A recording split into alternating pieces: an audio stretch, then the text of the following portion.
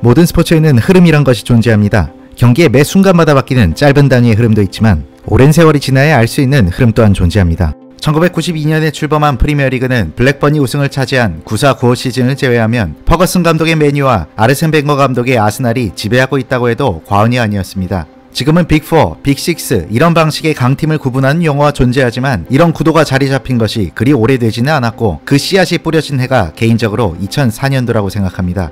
지금은 강팀으로 분류되는 팀들이 바닥을 찍으며 투자의 시발점이 되기도 했고 역사적인 무패 우승 그리고 우리가 잘 아는 리즈 시절이라는 용어가 탄생하는 배경이 된 해이기도 합니다. 그럼 03-04 시즌의 순위표를 바탕으로 프리미어리그 판도 변화의 기점이 된 2004년도에 대해 파헤쳐보겠습니다. Lost exactly none. Record-breaking champions since Arsene Wenger. 96년도부터 함께한 아르센 벵거와 함께 아스날은 맨유와 리그 2강 체제를 구축했습니다. 벵거의 아스날은 97-98 시즌과 01-02 시즌 두 번의 우승을 차지했고 97년부터 2003년까지 6시즌 동안 단 한 번도 2위 밖으로 밀려나지 않으며 리그를 호령했습니다. 수년 동안 자신만의 컬러를 확실히 다진 아스날은 03-04 시즌 마침내 세계 축구사에 남을 대기록을 작성합니다. 앙리, 베르캄프, 피레스, 융베리가 보여준 기술과 속도가 가미된 공격 라인, 파트릭 비에이라와 지우베르트가 지키는 철옹성 같은 허리 라인, 솔 캠벨, 애슐리 콜, 콜로투레, 로랑 등 인상만으로도 상대를 주눅들게 만드는 강력한 수비 라인까지 선수들은 100% 그 이상의 하모니를 만들어내며 리그 38경기에서 26승 12무 무패 우승을 달성합니다. 환상적인 경기력을 보여준 아스날이었지만 모든 구단을 상대로 승리했던 것은 아니었습니다. 17개 구단을 상대로 최소 1승씩은 챙겼지만 2개의 팀을 상대로는 2무를 기록했는데요. 한 팀은 당시 가장 큰 라이벌이었던 맨체스터 유나이티드였고 다른 한 팀은 해당 시즌 리그 13위를 기록한 포츠머스였습니다. 03-04 시즌은 벵거가 이끄는 아스날이 최강의 경기력을 보였던 시기였지만 이후 아스날은 새로운 경기장 건설에 따른 운영 기조의 변화와 더불어 또 다른 런던 클럽인 첼시가 막대한 자금력을 바탕으로 리그 판도를 뒤흔들기 시작하며 점차 리그 우승과 멀어지게 되었습니다. I think I'm a special one. 유대계 러시아인으로 20세기 후반 석유 사업에 뛰어들어 막대한 부를 축적한 로만 아브라모비치. 당시 프리미어리그는 맨유와 아스날 두 팀이 지배하고 있었지만 아브라모비치가 03-04 시즌부터 첼시의 구단주가 되면서 지각 변동이 일어나기 시작했습니다. 훗날 레스터와 함께 프리미어리그 우승 동화를 이끈 클라우디오 라니에리가 00-01 시즌부터 감독으로 재직 중이었고 라니에리는 첼시를 꾸준히 중상위권에 올려놓으며 나쁘지 않은 평가를 들었습니다. 그리고 아브라모비치가 구단을 인수한 첫 시즌 라니에리는 프리미어리그 준우승과 챔피언스리그 4강이라는 첼시 클럽 역사에 있어 괄목할 만한 성적을 내면서 라니에리의 장기 집권이 예상되었죠. 그러나 구단주 아브라모비치의 결정은 충격에 가까웠습니다. 첼시를 유럽 최고의 팀으로 만들겠다는 의지를 천명하며 아브라모비치는 리그 2위를 기록한 라니에리를 시즌 종료 후 경질해버렸고 03-04 시즌 포르투에서 챔피언스리그 우승컵을 막 들어올린 감독을 데려왔습니다. 바로 스페셜1 주세 무리뉴 감독이었죠. 이렇게 2004년도부터 부임한 무리뉴 덕에 프리미어리그는 기존의 양강 체제가 깨지며 더 흥미진진한 리그가 되었고 무리뉴는 자존감 넘치는 언사와 카리스마 있는 모습 그리고 아스날 벵거 감독과의 장외 설전으로 프리미어리그를 즐기는 팬들에게 또 다른 재미를 선사해 주었습니다.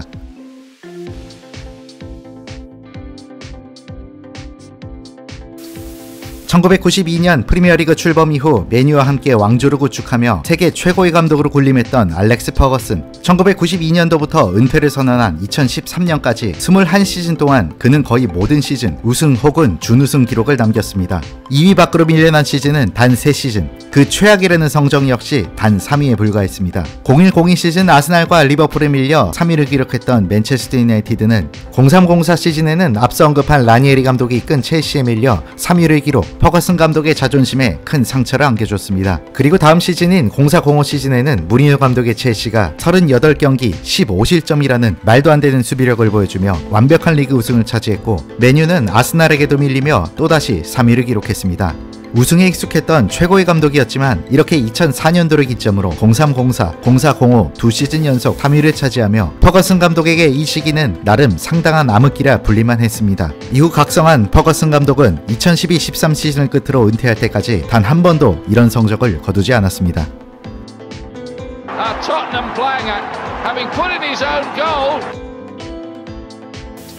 프리미어리그에서 언제나 중하위권을 맴돌았던 토트넘. 2001년 영국의 부호 조 루이스가 구단을 인수했지만 철저한 사업가 마인드로 무장한 그는 첼시처럼 막대한 돈을 지출하는 타입이 아니었습니다. 축구에 대해서 1도 모르는 그는 자신의 투자회사 이사이자 오랜 시간을 함께한 다니엘 레비라는 인물에게 토트넘 운영에 전권을 위임합니다.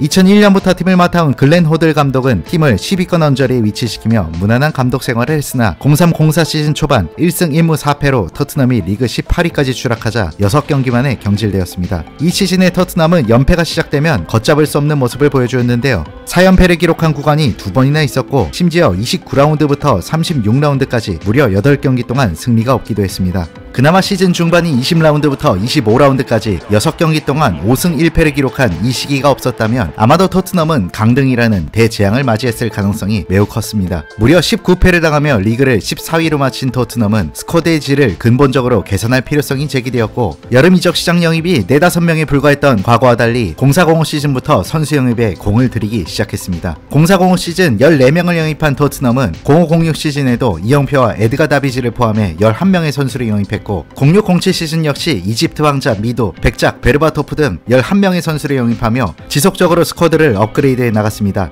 이런 변화가 누적되며 토트넘의 순위는 점차 상승하기 시작했고 현재의 토트넘은 상위권 테이블이 익숙한 팀이 되었습니다. 변화가 필요했지만 행동할 명분을 찾지 못했던 토트넘에게 2004년은 비록 성적은 최악이었지만 팀의 변화를 이끌어낸 의미 있는 한 해였습니다.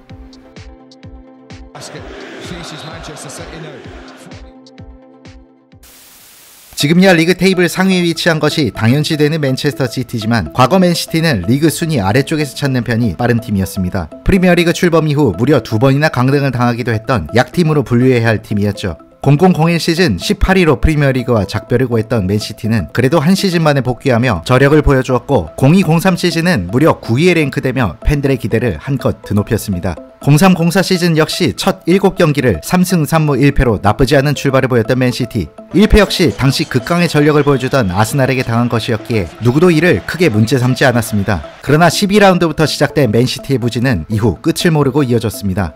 2003년 11월 1일 11라운드 사우스햄튼에게 거둔 2대0 승리 이후 맨시티가 다시 승리를 거둔 날짜는 해를 훌쩍 넘긴 2004년 2월 21일 14번의 경기를 치르는 동안 6무 8패 고작 승점 6점을 얻는 데 그쳤고 다시 승리를 거두는데 무려 4개월이라는 시간이 걸렸습니다. 그나마 시즌 초반 벌어넣었던 승점 덕에 버틸 수 있었지 맨시티는 정말 강등이라는 지옥으로 가는 코앞까지 갔던 상황이었습니다. 12라운드부터 35라운드까지 23경기 동안 맨시티의 성적은 2승 10무 11패로 강등권 팀이라 봐도 무방한 수준이었죠. 그렇게 맨시티는 03-04 시즌을 16위로 마쳤습니다. 이후 계속해서 부침을 겪으며 하위권을 맴돌던 맨시티는 2008년 9월 만수르라는 석유 재벌이 구단에 인수하며 비로소 진정한 체질 개선에 들어갈 수 있었으며 4개월간 무승이라는 인고의 시간을 견뎌야 했던 03-04 시즌은 맨시티 구단 역사에 남을 역대급 암흑기로 기록되었습니다. A sad day for those Leeds United players involved, and in particular for a man. 2004년의 프리미어리그는 한국인들에게 너무나 익숙한 밈을 탄생시키기도 했습니다. 바로 그 유명한 리즈 시절이라는 표현의 시작점이 된 해였죠. 90년대와 2000년대 초반까지 리즈 유나이티드는 프리미어리그에서 강팀으로 분리된 팀이었고 99-00 시즌에는 UEFA컵 4강, 01-02 시즌에는 챔피언스리그 4강까지 진출할 정도로 유럽 무대까지 뒤흔들었던 팀이었습니다.